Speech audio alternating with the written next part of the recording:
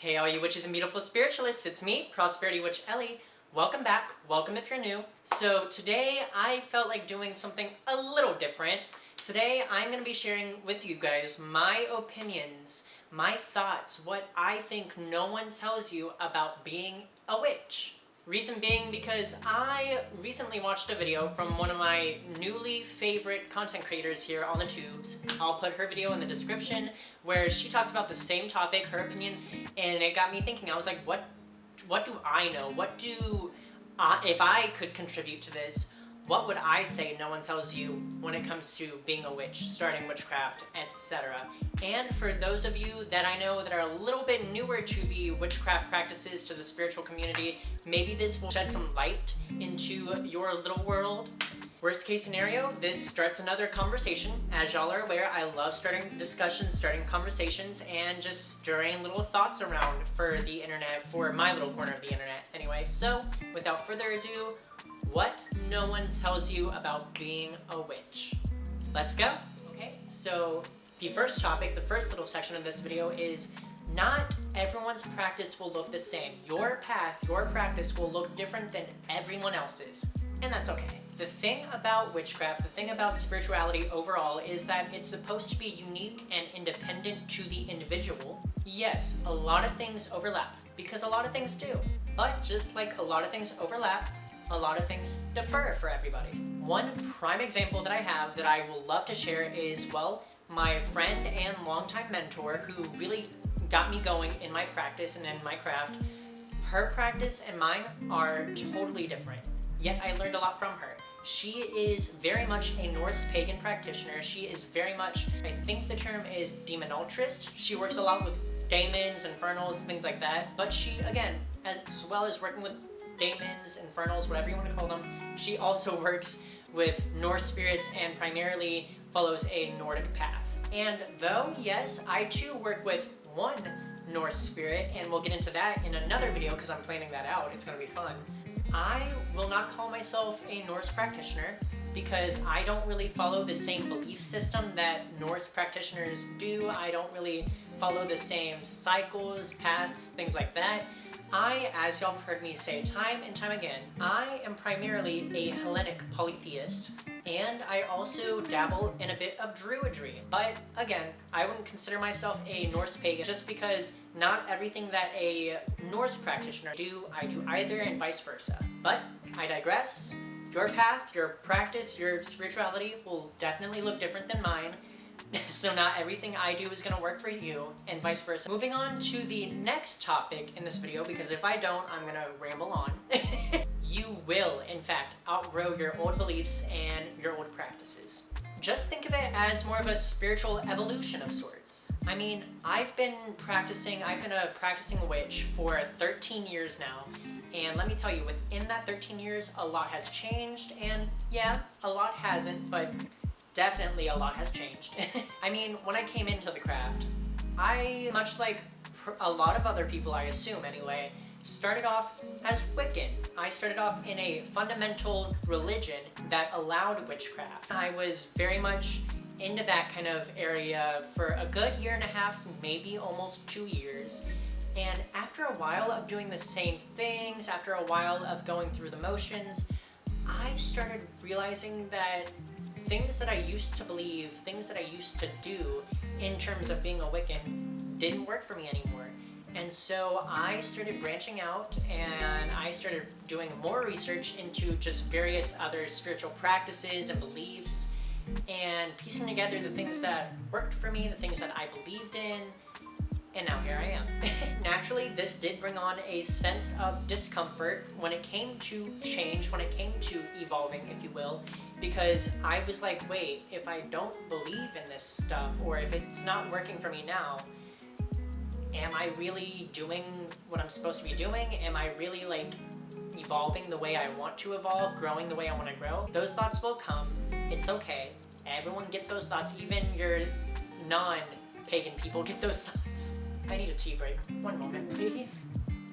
But much like anything else in life, things come, things go, and things evolve and change, right? And so too does your spiritual beliefs, your spiritual practices even. I used to, thanks from coming from a Wiccan background, be very good and very prominent when it came to ceremonial or ritualistic type practices.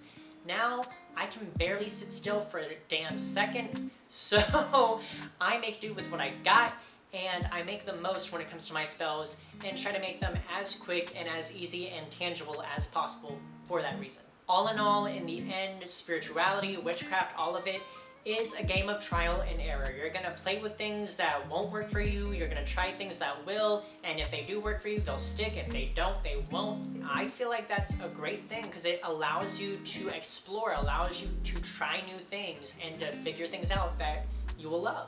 Okay, moving on with the next topic, which is labels. Personally, I see labels as tools and cages. So when you're starting out your witchcraft practice, you might be looking into things like green witchcraft if you're very into plants and herbs and things like that, or you might be looking into divinational style practices if you like the idea of reading tarot every day, if you like the idea of pulling a rune or reading bones like I do, or things like that. So a lot of these things have labels. People call themselves green witches, people call themselves divinational witches, people even call themselves a type of witch based on their religious or spiritual beliefs. And though, yes, labels can help in identifying yourself to other people when you're trying to explain what you do and what you know and how you practice, personally, I view them as both tools, but also, in a sense, they're a cage. Because, well, I used to go down a fairly heavy green witchcraft route, and I used to think because I'm a green witch, I have to stick to herbs, I have to stick to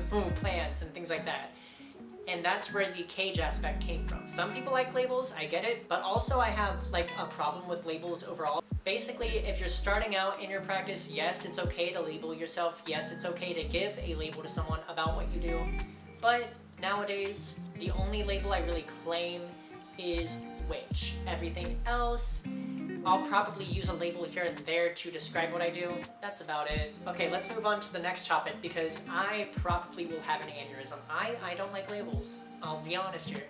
Anyway, the next topic is information overload and how to navigate it. And ooh, this is a good one. So, when I started my practice, I was very fortunate enough to start my practice at a time where there was a boom in witchcraft books, and the internet itself was starting to make witchcraft and spirituality a more prevalent topic in pretty much anything. And so with that came a lot of sources, but as it has grown, as witchcraft has become more popular on the internet and everything, that also allowed a lot of information overload. No one ever really tells you that there is almost 1,000,000,001, if not an infinite amount of ways to do one single thing. And so here is where I will stress the importance of discernment and research. Discernment in really evaluating the sources that you are seeking, making sure that they are as credible as they can be, like for example mythology and folklore, stories, things like that. Make sure that those are not just stories, but they also are credible when it comes to something that you are formulating a belief or a idea around. And when it comes to spellcraft, rituals, practices like that, it's fine if you use people as a resource in the means of how to frame a practice or how to frame a spell. Like if you use me, for example, and you use the things that I have shared on my YouTube channel or my other medias, that's fine, but again, I will stress, I do not see myself as a teacher. I do not see myself as a being who will bestow this kind of information on you. I am simply another practitioner on the internet spewing my opinions, my thoughts, my ideas, and hoping to start discussions. So yeah, there's a reason why I don't post witchy 101 content or beginner this or how to that type content. And that is simply because that information is readily available everywhere. You can go to Google and type in how to cleanse, and you'll get 1,000,001 websites, videos, and everything with different ways, different methods, different practices on cleansing. All that being said, if you do really want me to teach you guys things, or if you do really want a question answered in terms of witchy 101 type stuff, I do have a Patreon. The link is in the description below, and I do share that type of content with them only because they are paying me to do so. But otherwise, I'm not going to be posting any of that here because I just don't want to. I just don't see myself posting that type of content. There are plenty of books available on various witchcraft topics. There are plenty of YouTubers that I do like, that I do recommend, and that do see themselves as teachers in the craft that I'll also probably link below. Because if there's anything that I won't let you guys go without, I will not let you guys go without various sources that I prefer, various sources that I think are credible in order to better your practice, in order to better your craft. Bottom of the line for this section is that there is plenty, and I do mean plenty, of resources available widely on books, websites, YouTubers, videos, etc. It's just a matter of finding the ones that you resonate with and finding how to adapt what they know, what they do into your practice. And finally, for the final topic, which I'll admit is a heavy one, not everyone may agree, some people might actually disagree, and that's okay. We're all here just to discuss our opinions and go from there. And that is ethics when it comes to spirituality and witchcraft. Ethics are not that simple. So the thing about witchcraft and spirituality overall, there are a lot of moral gray areas. There are a lot of things that you have to discern. Are they worth it? Will they benefit you? Will they benefit other people? You get the idea. Ethics are just not that simple in witchcraft. Personally, if you want my personal opinion, and this is what this is that good and evil are both human, mundane concepts based on the practice that I have been doing for 13 years. Not all spirits are good, not all spirits are bad. For the most part, the majority of spirits, and I do mean the majority, are a neutral gray area because, again, good and evil, good and bad, all that jazz, human concepts, human constructs. So are there some spirits that don't have your best interest out for you? Yes, but there's also some spirits that do. And this is where boundaries, protection, and all of that stuff that I've talked about before come into play, especially around this time, especially around the fall season, or rather, especially around the darker half of the year. Not everyone is gonna wanna do hexes, jinxes, or curses because for the most part, a lot of us did come from a religious background where that stuff was seen as getting you a eternal punishment.